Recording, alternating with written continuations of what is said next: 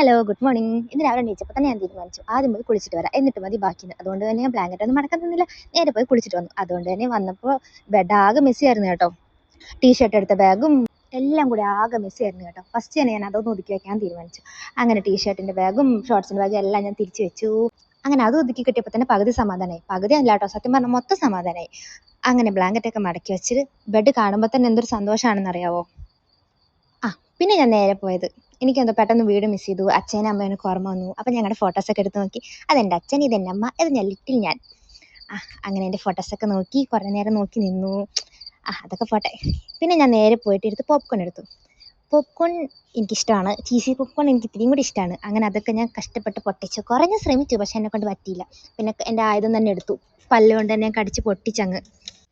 ഇത് ഞാൻ മുന്നേ കഴിച്ചിട്ടുണ്ട്. എനിക്കിതിൻ്റെ ടേസ്റ്റ് നല്ല ഇഷ്ടമാണോയെന്ന് ചോദിച്ചാൽ വലിയ നല്ല ഇഷ്ടമില്ല. എന്നാലും നോർമൽ പോപ്കോണിനേക്കാൾ എനിക്കിഷ്ടം ഈ ഒരു ചീസ് ഫ്ലേവേർഡ് വരുന്ന പോപ്കോണാണ്.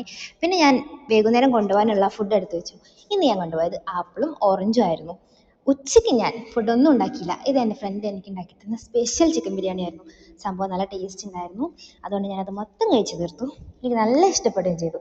അങ്ങനെ ബിരിയാണി എല്ലാം കഴിച്ച് തീർത്ത് നേരെ ഞാൻ പോയി റെഡിയായി ഷോപ്പിലോട്ട് പോകാൻ വേണ്ടി. ഇന്ന് കുളിച്ചതല്ലേന്ന് വിചാരിച്ചാൽ കുറിയും തൊട്ടു, ഒട്ടും കുറയ്ക്കണ്ട. അങ്ങനെ കുറിയും തൊട്ട് റെഡിയായി നേരെ ഷോപ്പിലോട്ട് പോയിരുന്നുവാണേ.